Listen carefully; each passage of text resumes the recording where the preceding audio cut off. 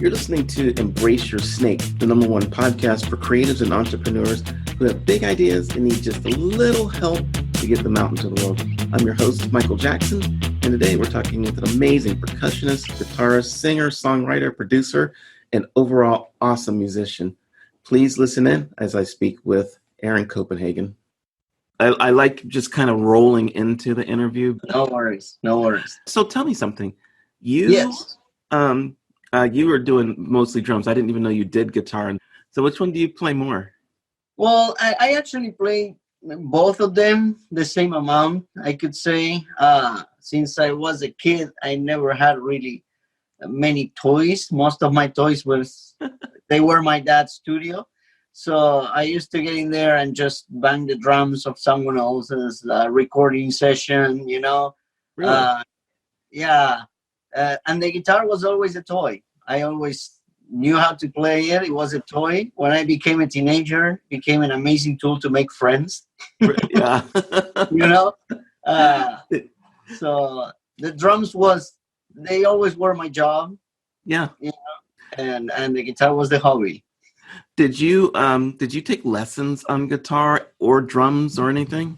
Yeah, I actually, drums I've been studying since I was about 7 years old, officially, but I've been playing drums since I was 4.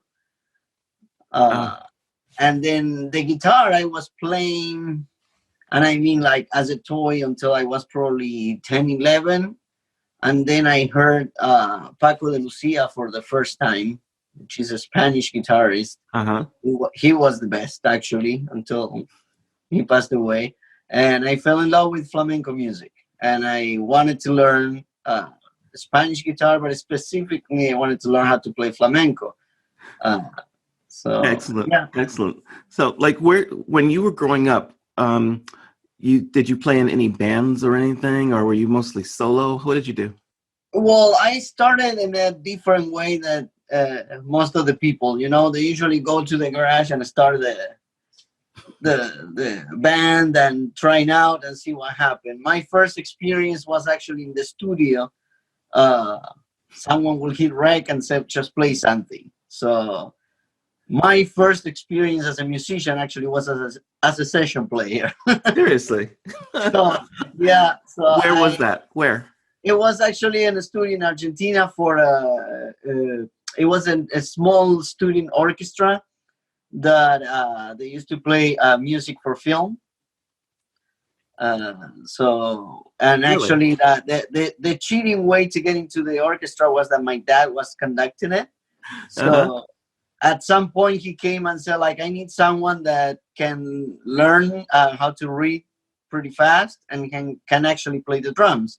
And I was able to do both, so I jumped in and I started trying, you know. So you played with your dad's orchestra?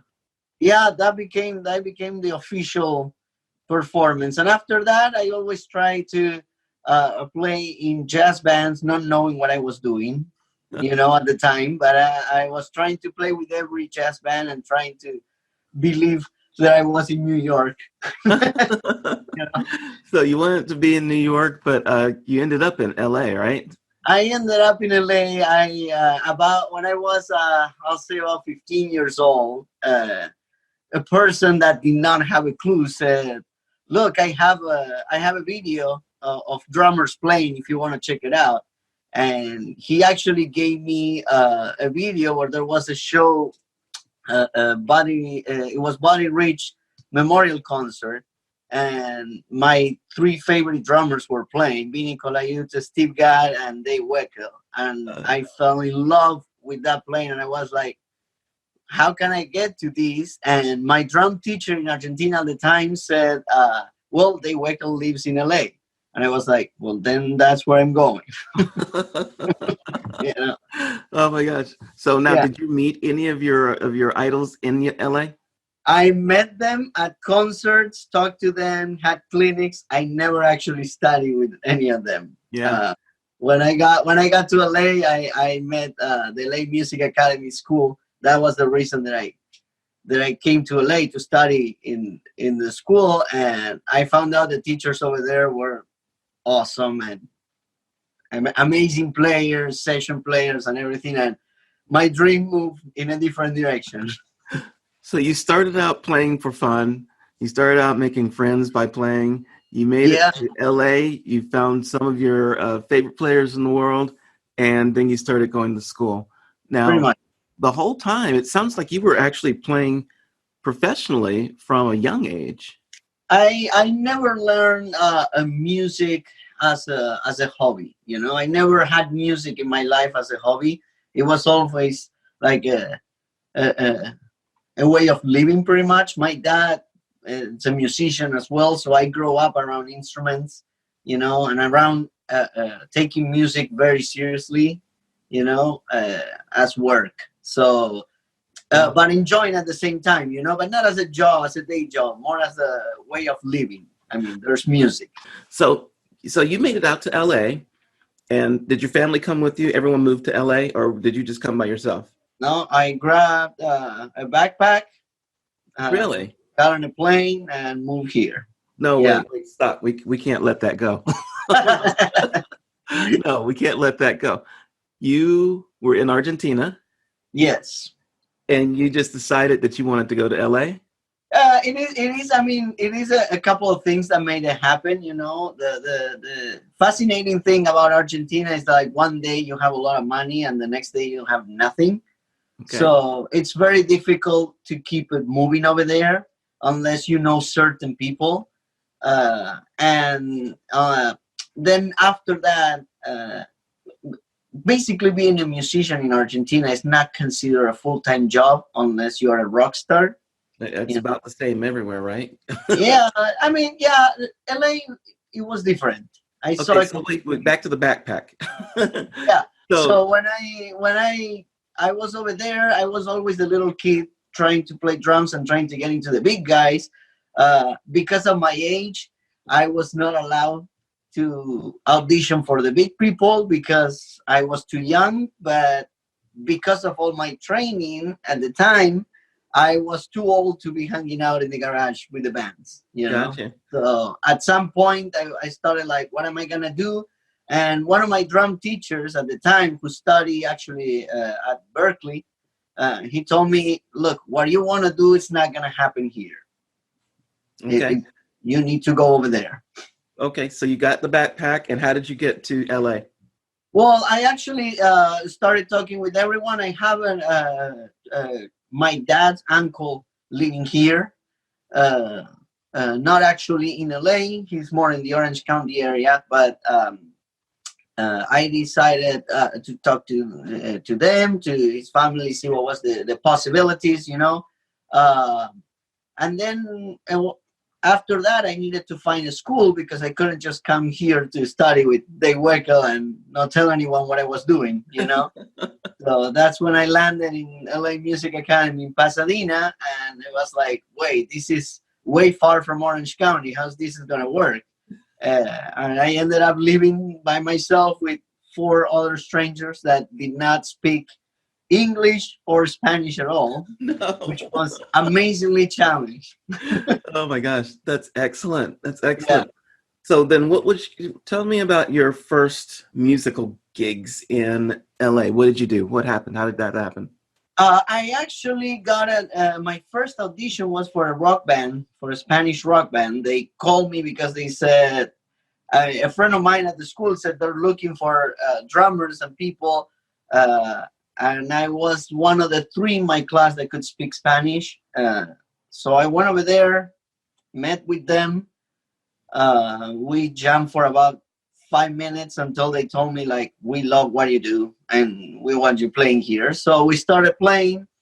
And then I discovered what it was gigging in LA, not as a professional drummer, but those side gigs that you go to the bar and play. And I was like, wait a minute.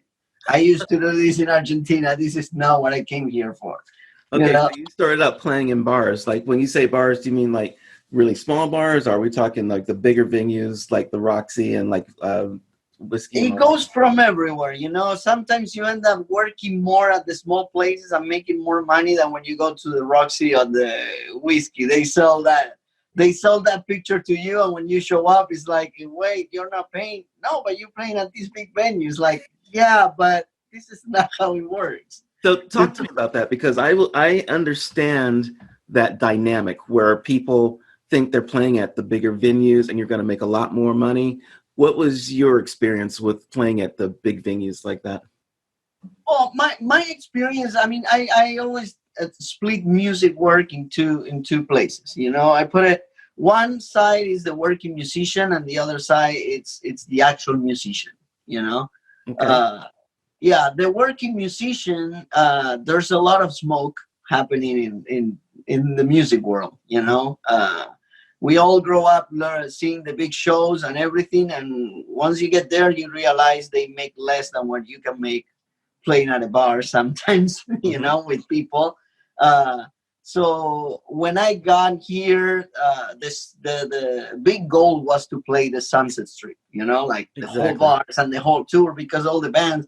But once you start doing it and you carry your drum set, I mean, as a guitarist, it's super cool. You Yeah. just show up and have fun, You But plug as a in and you hit. drummer, every time I have a friend or a student or something that we talk about and they show up with 20 million pieces, it's like that's until you do your first two gigs. After that, you start like narrowing down to the easiest way to carry gear. So when you show up over there, you realize that you have 10 minutes to set up. Nobody cares about the sound check. Mhm. Nobody cares about respecting the artist. Uh, uh, in the way of taking care that the music and the show looks good. You just have to show up and make it happen. And Exactly. everybody expect you to know everything that needs to be happening. So if you are new to all these, it's intimidating.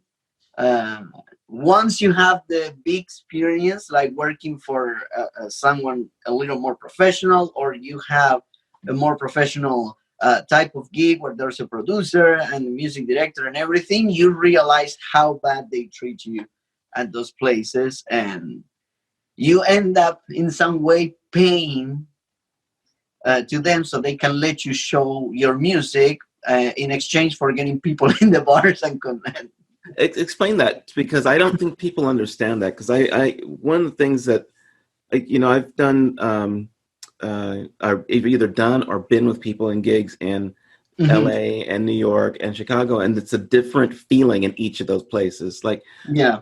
uh, personally, I like Chicago. Like, when I first started playing in Chicago, they felt bad if they could only pay you like $100 to play. It's like they actually pay the musicians. Whereas Yeah. when I was in LA and was watching people there, it's like you bring the audience, you make sure that there's enough people here. We'll give you part of the door, and you might get a free drink. Yeah, basically Yeah. that's what is I mean, uh, uh if I have to put it on a picture or something, what I see is a lot of people believe that they supposed to convince, you know uh, other people to like the art you're presenting. Hmm. It's not about what you want to show, it's about what you're gonna give to the other person, yeah, or to the audience. And unfortunately, that's kind of working for hire undercover. It's Yeah. like I'm working to entertain you, to fill up your venue, to make sure my friends spend money at your venue, and at the same time I'm supposed to be this rock star that is going to show some work. I mean, it's a little cheating, understanding between the musicians and the venues in You a know, way. there's now you said something that's very interesting, because I think everyone who comes out to LA thinks, just like with the actors, they think, oh, I'm going to play, I'm going to be a star, and I'm going to make it in music, and I'm going to be on the big stages eventually. Now, there's I really got to break this down, because you've got people who are going to do studio musicians, who'll be studio Hmm. musicians. You've got people who want to play in cover bands. You got people who want to do their original music, and they're happy doing that on just weekends. And you got people who want to do that full time. Then you got the people who want to tour with other musicians, and then you got people who want to be, the next big thing. So when people come to LA, it's almost hard to say, like, well, you got to figure out what you want to be first, I would guess, right? Yeah, I mean, there's difference. aspects to all these. One of the biggest issues in the music industry was I'll say the way that technology helped us a lot, but at the same time, it created a portable recording studio. Yeah. So the free loops on the gear you buy, the fact that everyone has access to microphones and everything, it kind of everyone became a producer, everyone became a musician, everyone is a composer.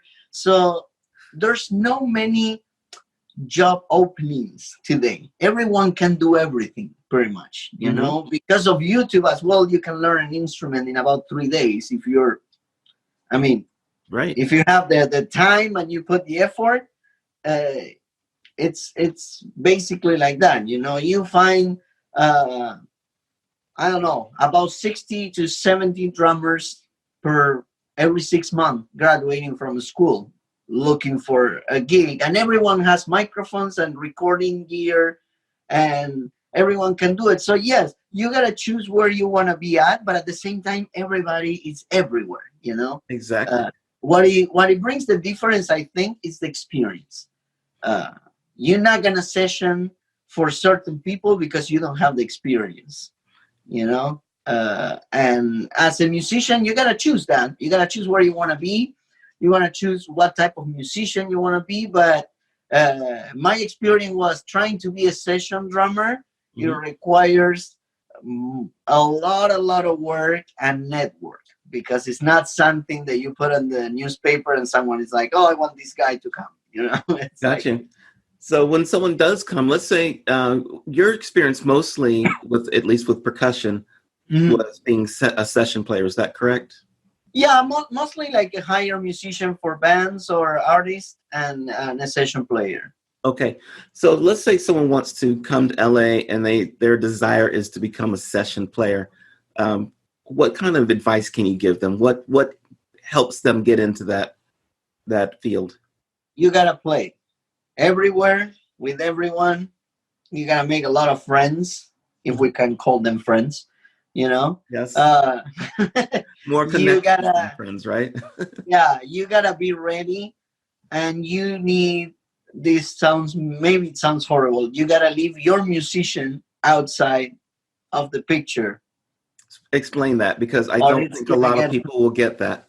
Yeah, Explain it. I mean, as I was saying, you split.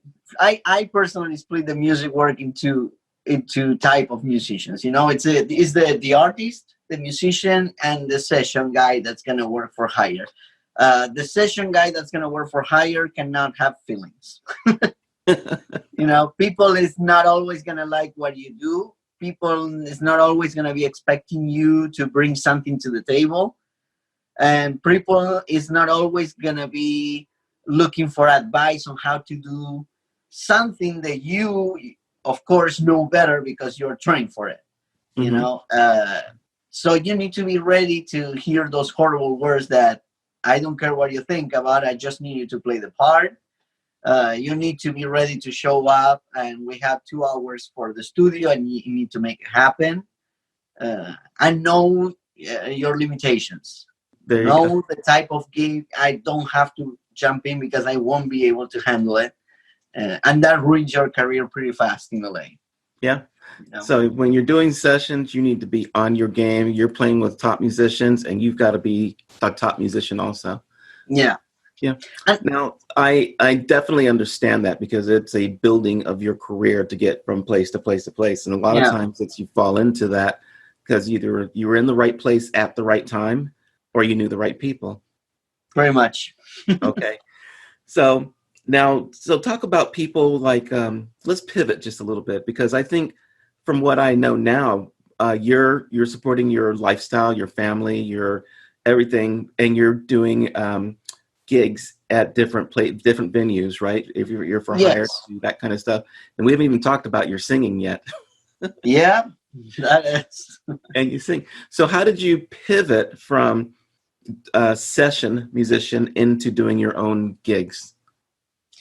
It's basically what it came from the same path of having to be ready for the gigs. At some point, as a drummer, and or bass player, you depend from the other people giving you a call. You don't create.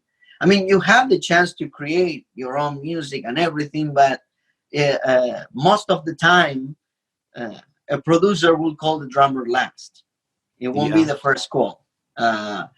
I was doing a lot of corporate gigs, which is the type of work that actually pays the bills when you're not playing with the big guys, or you're not sessioning at studio.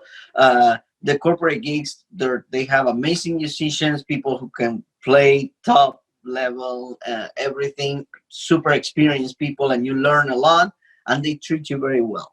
Yes. But there was a problem, the style of music that I love, which is Spanish guitar, and everything that had to do with the flamenco vibe, if you want to call it. The calls, the rank of the call is like one guitar, two guitars. Okay, let's bring in the percussion. So it was really hard for me to depend on that type of work. I always As a percussionist. Yeah, even when I was dealing with my own clients, they were like, "Well, we don't want the percussion today." And it was like, "That's awesome. I'm gonna bring someone else, and I'm just gonna watch from the audience." So at some point, I was performing these gigs, and one day there was no guitar player available for a rhythm guitar at the time, and the person that was in charge of the gig, he called me and said, like, "Hey, we don't have a guitarist. Do you know anybody?" And I was like, "Look, I'm not the most amazing person playing the guitar, but I can handle rhythm section if I have to do it." Okay. So then I did that, and I had a lot of fun. I actually remember, because I had a huge book with 500 charts, and 5 minutes before I sit into the performance, it opened up and everything started flying. So it was very interesting to sight read, like, on the spot. But I realized that I was able to handle it. And the same thing happened with the singer. The singer wasn't available, and it was, "Hey, you want to try out?" And it was like, "Dude, I did it all my life, so let's just go for it." See, now this is interesting, because if everything that you have described up to this point is you saw the opportunity and you jumped in and you took the chance.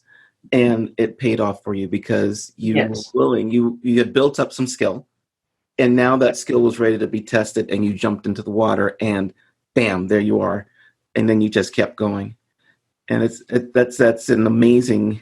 I think a lot of people don't understand how that preparation meets being in the right time meets opportunity. And there's something that is not. Being said too much around musicians, and I learned it in time. A lot of people try to get all the gigs and all the work, and trying to be nice to everyone, and try to create a network based on a fake picture. And I learned all these years here in LA, particularly, that what it pays off, it's being honest, completely honest, being honest, and not trying to get on someone else's place. One of my teachers always used to tell me, like, there's a gig for everyone. You don't have to be fighting for it. There's always a place to make music, and if you're honest, reliable, and you do your job, and you also know when to say, "Look, these I cannot do it." That is so true. I can't remember who it was, one of the Baldwins or something. They were talking about acting, and they were saying, like, look, if you want to act, it's not about being on the giant screens. If you want to act, you can act anywhere. Yes. And that is what I think people need to remember. Yes. Yeah, it is that. It is, I mean, being honest and reliable on the work you can do and the work you cannot do, and showing up on time, it's the key to working. I mean, it works for every job, but as a musician, and I heard it from actors as well, when we have to choose the people to work with, we choose the people that is easy to work with. Absolutely. Not the best player, the people that is easy to work with. Absolutely. It's attitude over skill almost all the time. Always, yeah. Always. So let's say let's say someone's coming out to LA and they're going to call you up and say, yo, Aaron, I'm going to be here like in a week. What do I need to do? Like, what are the pointers you would tell this person right off the bat to say, here's how you prepare for LA if you want to be a full-time musician instead of waiting tables or washing cars or whatever? Well, I'll say what one of the best players in LA told me 13 years ago.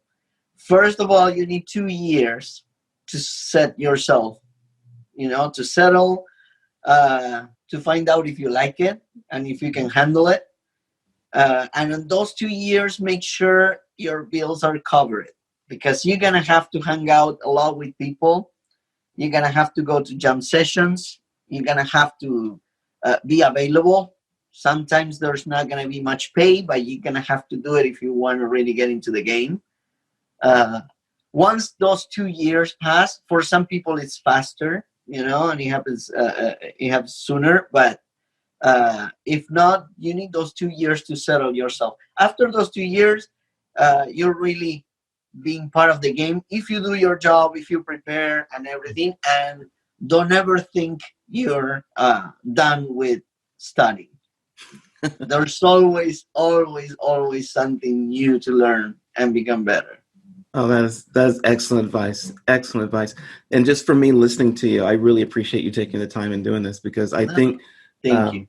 The perspective of the artist in LA is a unique perspective, because you come here and you think you're going to be independent, you're going to be all that, and you kind of get knocked back.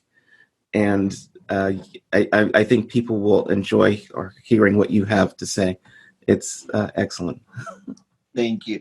Yeah, no, it is a journey. It is different for everyone. So I always tell, take this as an advice, but there's no book, some people, everybody tells you there's never been a huge band or people that started on the Sunset Strip. And I always say, look at Guns N' Roses, and it's a different story. And some other people spend all their life doing these whole things and nothing happened. Correct. If you're honest with your music, with every art that you do, people it's gonna see that. They're gonna feel something, and that's when you connect. That's when it happens. Excellent. Aaron, thank you so much for that advice. I really appreciate it, and I got to have you on again sometime. Thank you very much. Thank you for having me. It was an amazing time talking with Aaron. And I think it comes down with Aaron talking about, having a good attitude, being able to play your instrument well, meeting a lot of people, and being humble when it comes to getting some work in LA. Looking forward to our next time talking with him. I'm Michael Jackson. Peace.